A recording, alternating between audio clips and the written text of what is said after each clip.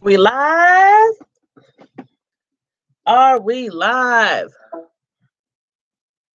Hey, Prime Squad. What's going on? What's going on? What's going on? Come on in. Come on in. Have a seat. Have a seat. Get ready for a good old review by Miss Primetime herself. And yes, I did miss you guys. I have been gone. I have been on vacation. The last time I came to you guys was actually when I was on vacation in Atlanta. I had did a couple of live reviews. Well, actually, I wouldn't even say reviews. Um, well, actually, one of them kind of was a live review. I had did a live from Atlanta at the Civil and Human Rights Center, and it was a wonderful experience. It was my first time in Atlanta. It was the first time for my two sons to go to Atlanta. And before we even went there, the main thing that I wanted us to do, which we got to do, was to tour the Center for Human Civil and Human Rights. And like I said, it was great. It was awesome. If you haven't been there, it's a must see. My kids who didn't really live through that moment, or I really enjoyed that center, and everything we learned and heard and saw was really, really great. Now, since I've been gone for a while on vacation, I'm going to try to come at you with a couple of reviews a day to kind of go over some of the shows that I didn't get to go over in the last week. But today we are going to do a review on Love Is, because the new episode comes on tonight. So I definitely wanted to get with you guys before the new episode comes on. And then I think we only have one or two more episodes left in this season. So let's get right into it. If you saw the show, let me know what you think. Let me know if you have any questions or any assumptions about any of the characters or anything. Feel free to jump right in. There's a comment section. If you have anything to ask me or anything to add to the show, feel free. Go ahead, do that. The name of this last season, well, first of all, it was the season 1, episode 5 episode, and the name of that episode was called Acceptance. Now, the episode before that, as you know, Nuri, she had got invited on a ski trip by Keith. Yasir had asked her and not to go, and she promised that she wouldn't go. But in the last episode before this, you saw where he had showed up at the house. Keith had showed up to the house as well, and Neri, she decided to go on a ski trip. Now, at the end of my review of that, I had told you guys that from what I thought was going to happen was I thought he was going to follow her on that ski trip, even though he didn't have a working car. I thought that maybe Keith might be the one to take him up on that ski trip, because that's what they made the preview seem like. So I was like, oh, for that, like, go get your girl, go get your girl. But anyway, that is not quite what happened. But the show opens up and it shows Nasir and Yuri back in their stare down, and he's sitting in the doorway, like looking at Nuri like, I can't believe you about to go. Are you really going to go on this ski trip? And he's like, seems like he's waiting for her to back down from the ski trip and tell this guy Keith that she is not going. But then she seems like she's looking at Yasser like, just say it once more. Just say it once more, and I won't go. I promise I won't go. But it just seems like she didn't want to back down either. They both seem very strong willed, and you know, they wanted to both stand their ground. And so basically, as you saw what happened, she ended up telling, you're sure she's going on the trip, and he's like, okay, don't want to keep you guys waiting. Go ahead, enjoy your trip. And on the road trip, Keith is like, is this my competition? Should I be worried about this dude, about this cat, about this fella? And she shuts that down quick. I don't have no ring on my finger. I don't belong to anybody. Nuri can be with whoever she wants, whenever she wants, wherever she wants. You got that, bruh? And he was like, oh, okay, okay, I see how it is. And she was like, okay, I'm glad you do. And I ain't mad at you, Nuri, because men used to do this all the time. They still do. I mean, they date several different women and think just because they might actually be even living with a woman, they still can do what they want to do because they're not married. But anywho, that's another subject for a different video. Meanwhile, your sir's friend, what's his name, Sean, he's trying to take your sir's mind off of Nuri, and he's always seemed like he's been hating on their relationship anyway. But as a friend, he wants to take his mind off of Nuri because she decided to go on the trip. So he's trying to get him to holler at different women that they see in the street, talking about, check her out. She got a big booty, she cute, she all this, and that, and the third. But you sure he's not falling for her. He ain't crazy. He knows that Nuri is one of a kind, a diamond in the rough, and she is not easy to be replaced. So, he doesn't go for any of the women that Sean is trying to get him to, trying to bait him with. And then meanwhile, back at the cabin, it seems like immediately Keith is trying to jump Neri's bones. He is trying to get in her underwear. He's trying to kiss on her, trying to take her clothes off, trying to convince her to sleep with him. I mean, right away, they just got at the cabin. I mean, really, dude?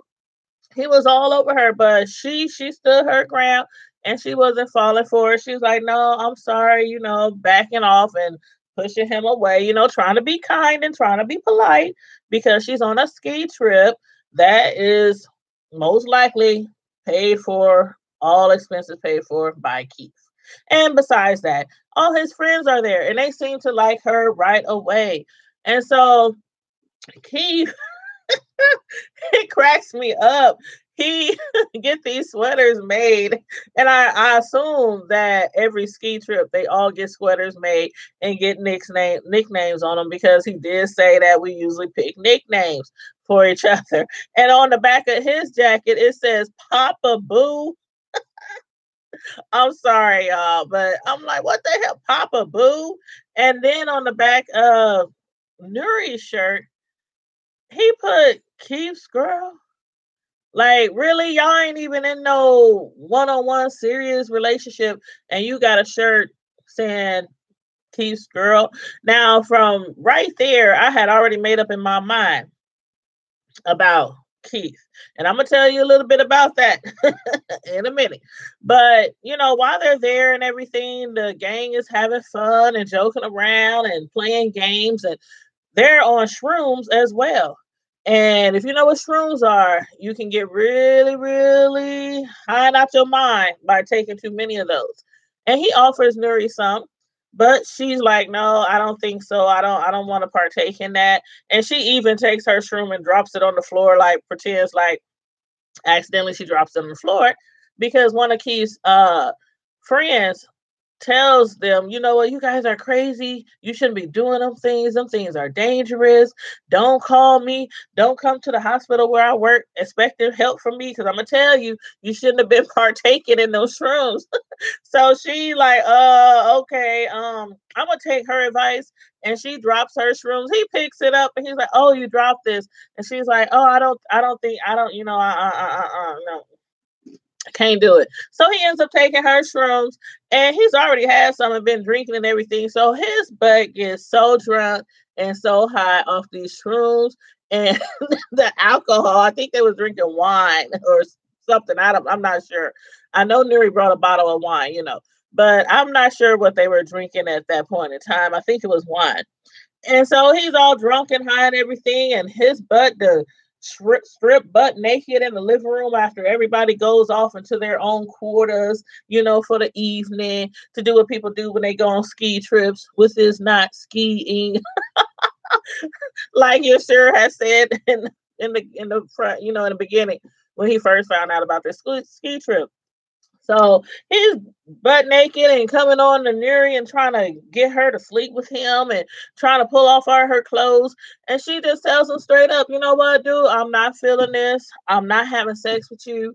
There's that guy that you saw that came to my house. That is who I'm really feeling. That's who I like, and I'm not having sex with you. And so he just starts breaking down.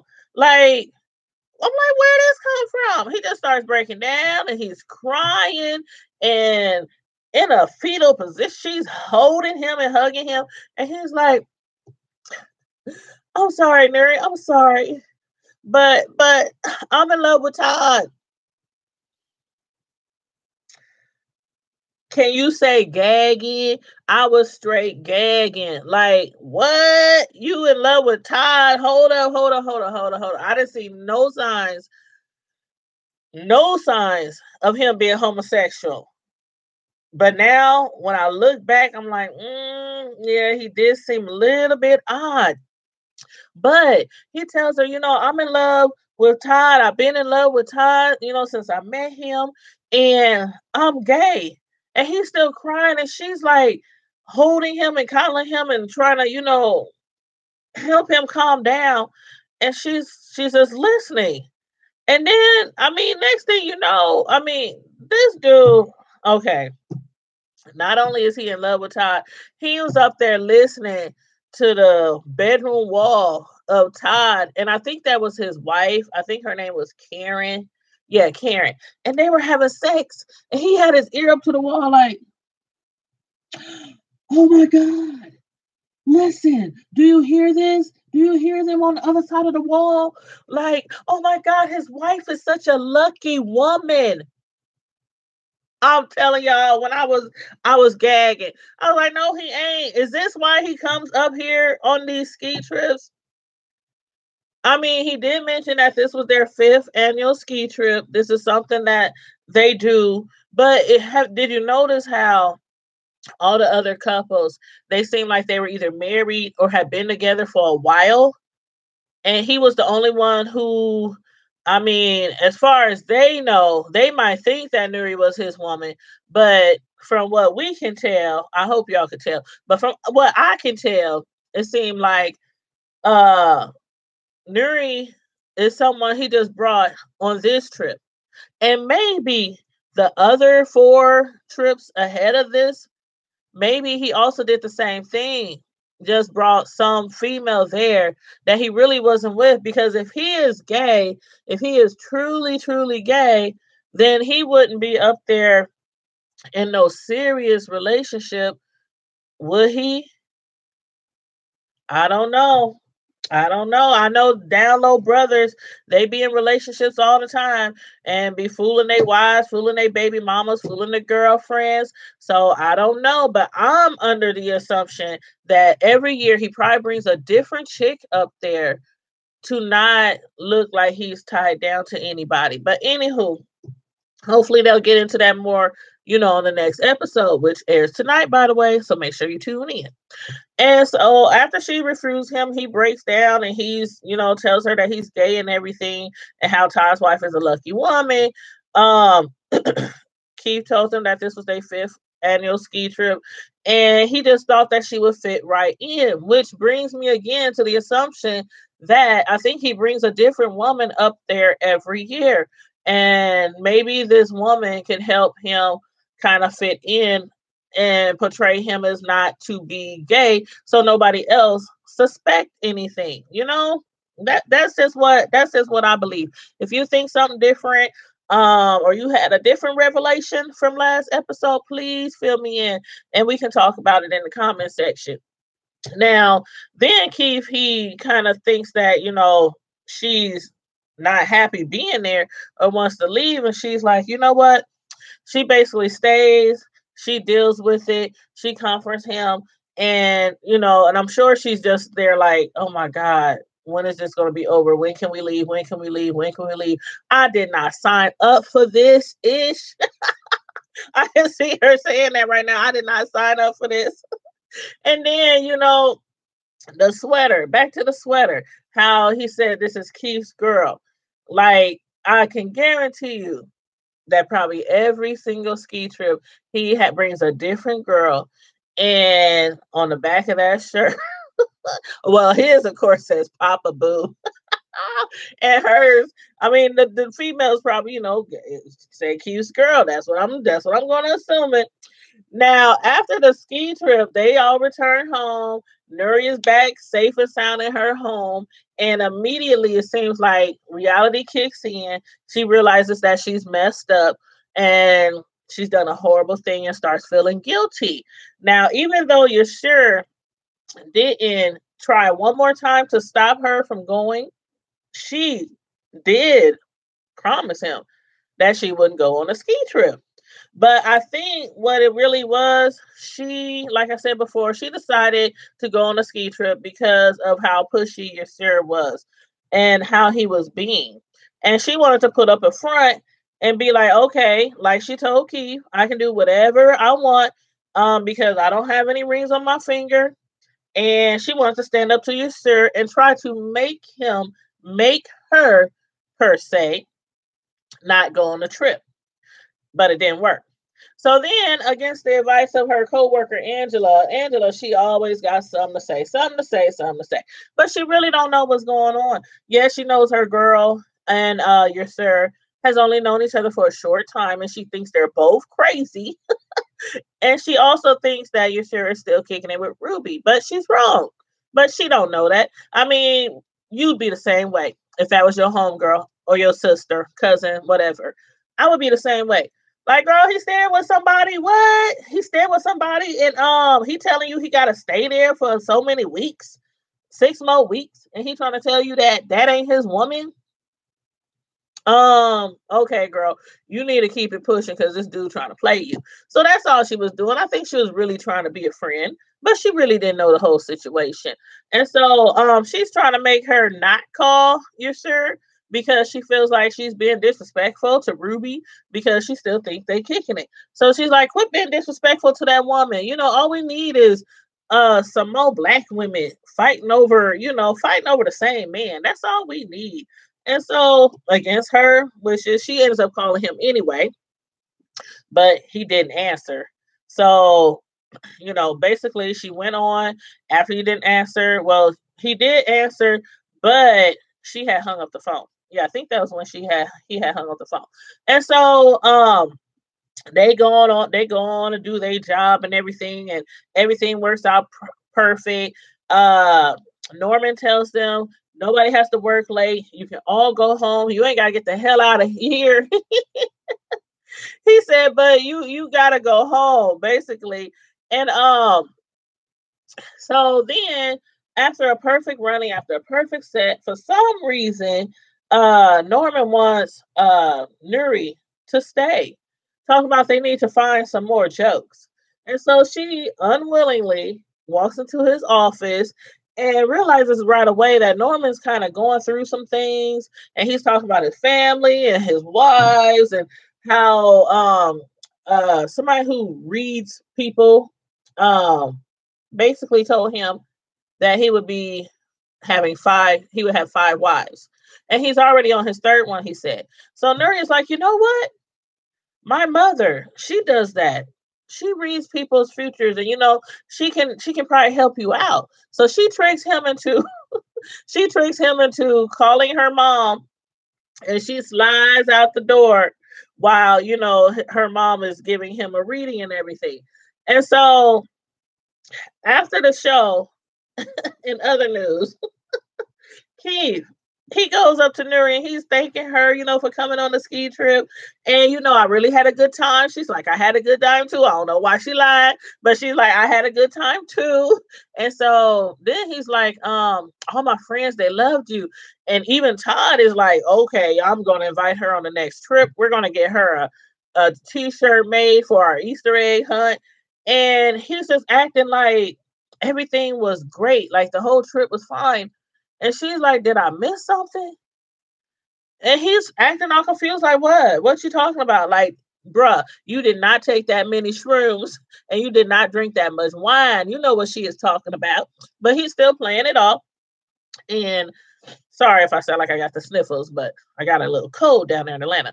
But Anywho, he's up there playing it off and everything, and she's like, well, what about you breaking down?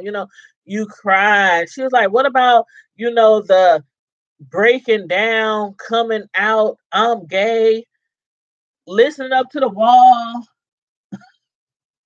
listening to Todd and his woman Karen having sex, and you talking about, oh, she is such a lucky woman. You know what? She a lucky woman because she getting them goodies that he want. So he's talking like, you know what?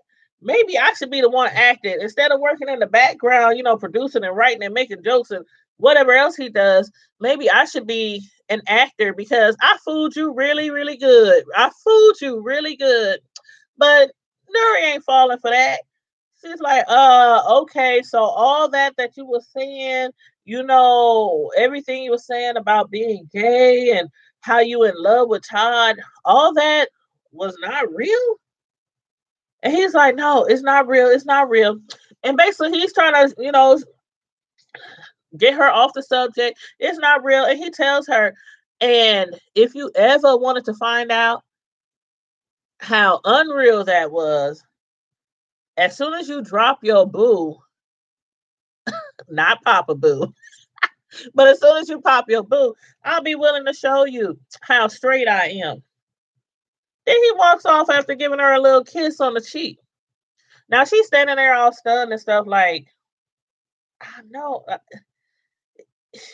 Is he for real? Is he lying? Is he gay? Is he straight? But did you tell from the expression on his face when he walked away? It was like without words. It was like he was praying that she would forget about the whole situation, that she wouldn't mention it to somebody. Um, because then it would come out, his circle would know, his job would know that he's gay and being on the down low. I could just tell from his expression that he's nervous. Like, okay, I hope she believed me. I hope she believed that I was acting, And all I have to say on that note is for all the people who are down low, um, it's been down low men since back in the day. They still out here now. And they running games on women, running games on men. Be real with yourself. Once you be real with yourself, come out to yourself, be real to yourself, be 100 with yourself, then move on to being real with others. And if they really your ride or dies, if they really your true friends, if they your real family, if they love you, really love you, then they will be there for you regardless. So, we're playing all them games. But anyway, Nuri, she basically, after she tricks her boss Norman into talking to her mom, she goes out and she jumps in her friend Angela's car, the one that was telling her not to call Ruby's house. And she jumps in her car, begging her, one more favor, one more favor. And she, just like Keith, which is your sis friend, was telling her, dang, you know what? You always needing something. And she's like, what do you want? So she tells her, I need you to basically stalk my man, stalk your seer, go by the what's that place called? Insomnia, and let me know if he's there or not. Hit me up on my beeper. One, if he's there, two, if he's not there. And so anyway, he happened to be there, and she rolls up and she walks into the place and sees that he's there. She sits down with him and she's talking to him. And if Nasir didn't read her rights, man, I didn't expect that. I knew he was still pissed. She knows he's still pissed because she went on that trip. But he read the hell out of her. He told her if she would have believed him, basically, she wouldn't have went on that skill trip. She's a liar. You lied to me. You shouldn't have went on that field trip. And she's like, but I didn't have sex. I didn't have sex with Papa Boo. She didn't say that, but she was like, I didn't say have sex with Papa Boo. And he's like, I don't care. Irregardless, if you had sex with him or not, you lied. You said you was not going on that ski trip. And so then, in her defense, she's like, you know what? I didn't know where you stood. I didn't know anything about you. But like he said, he told her where he stood before she went on that trip.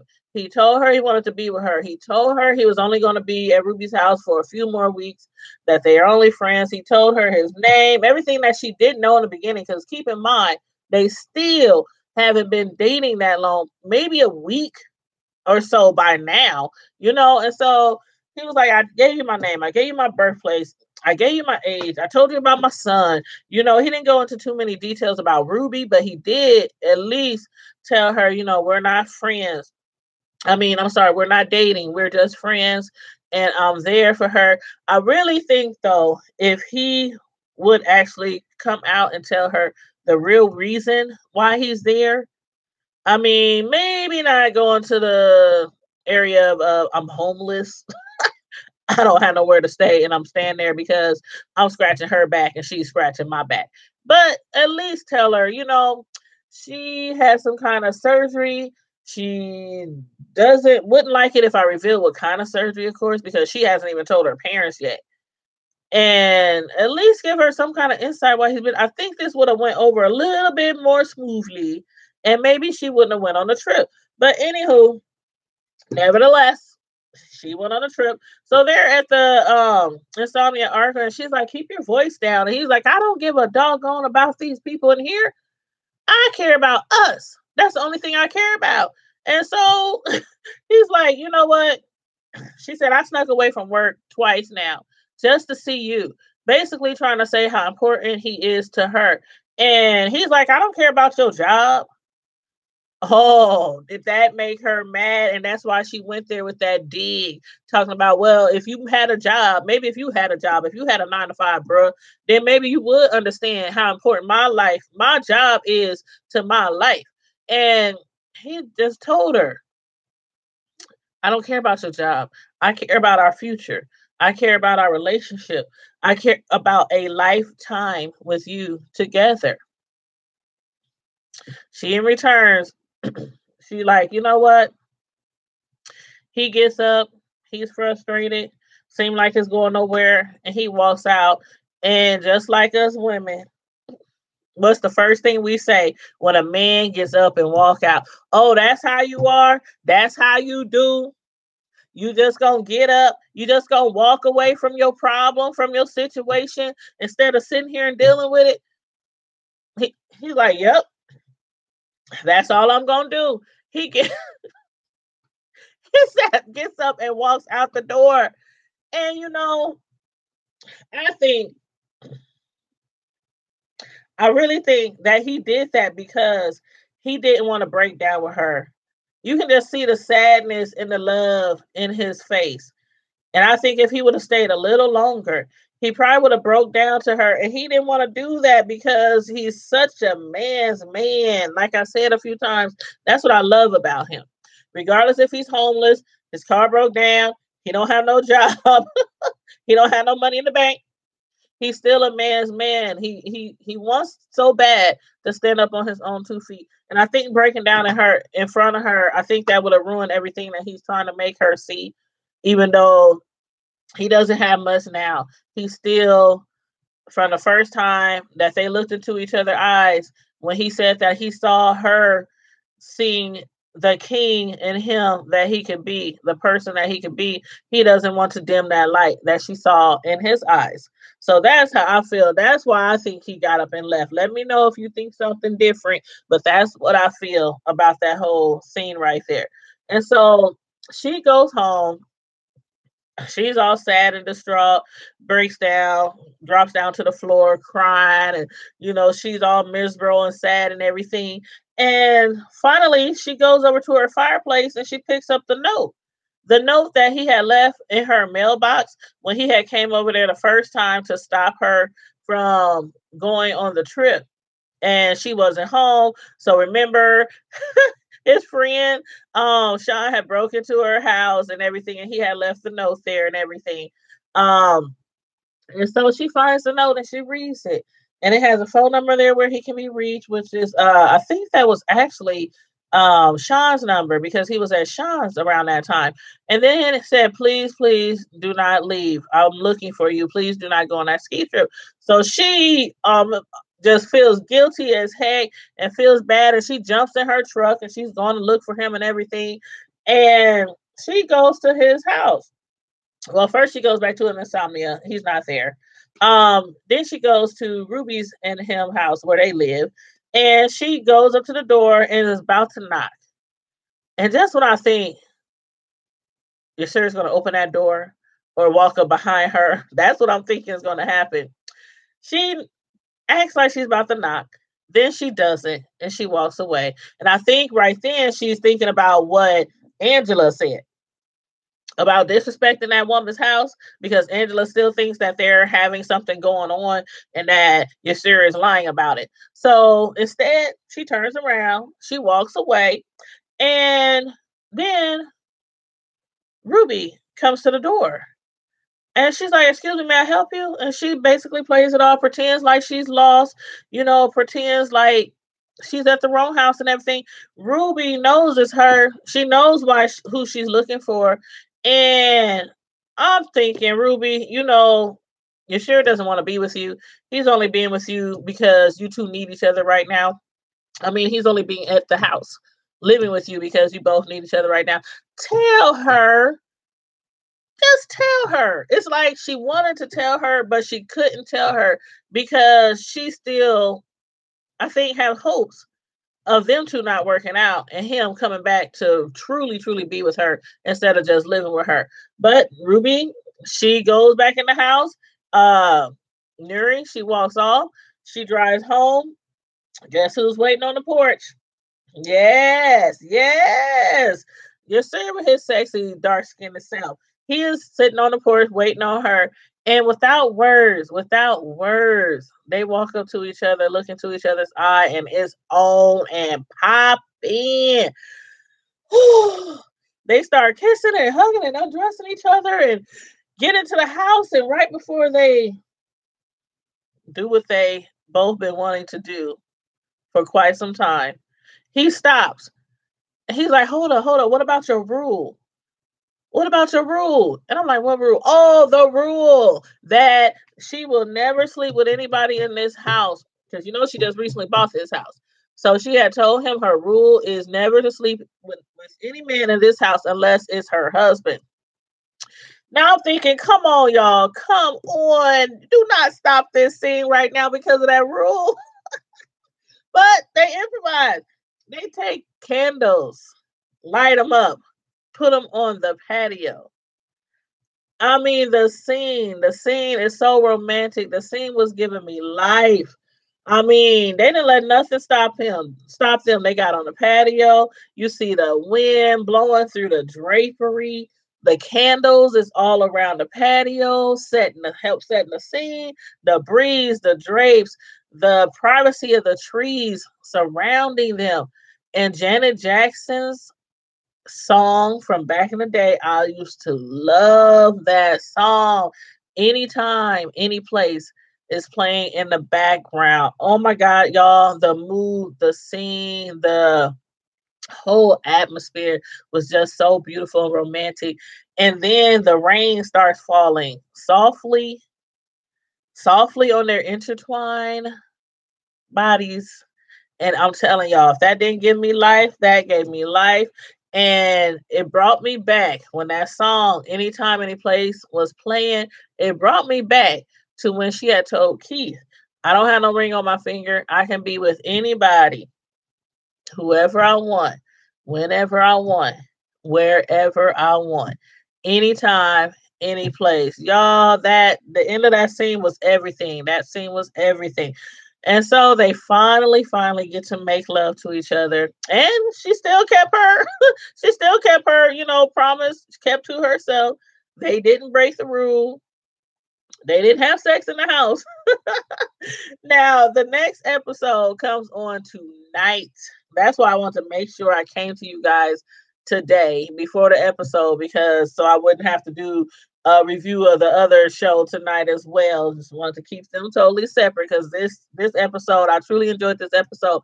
Now, make sure you guys, if you have anything to say about this episode or any thoughts on it, about the characters or what's going to happen next, or as usual, anything else that you think I should be reviewing, any other shows, please drop it in the comment section. Let me know what you think. Make sure if you didn't like this video on the way in, like the video on the way out. And if you are not currently subscribed to my YouTube channel, please subscribe to my YouTube channel, and make sure after you hit subscribe, there's a bell. Tap that bell until you see the asterisk marks around the bell, and that will let you know that from now on, you will receive notifications from anytime I go live. Any of my live videos, you'll receive a notification. But make sure you tap the bell till you see the asterisk around it. And again, the next episode comes on tonight. I will come to you with a review on tonight's episode, most likely tomorrow afternoon.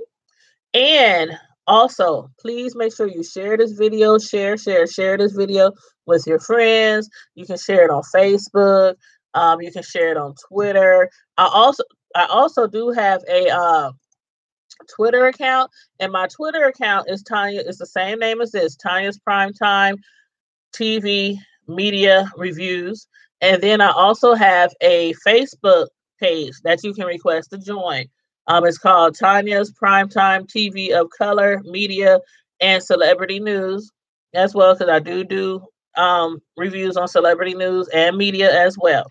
So please request to join that Facebook group, share that Facebook group. Make sure you subscribe to this channel, share this channel, and also follow me on Twitter, Tanya's Primetime TV Media and Celebrity News Reviews. So find me on Twitter as well. And as usual, you guys, please stay safe, be blessed. Miss Primetime is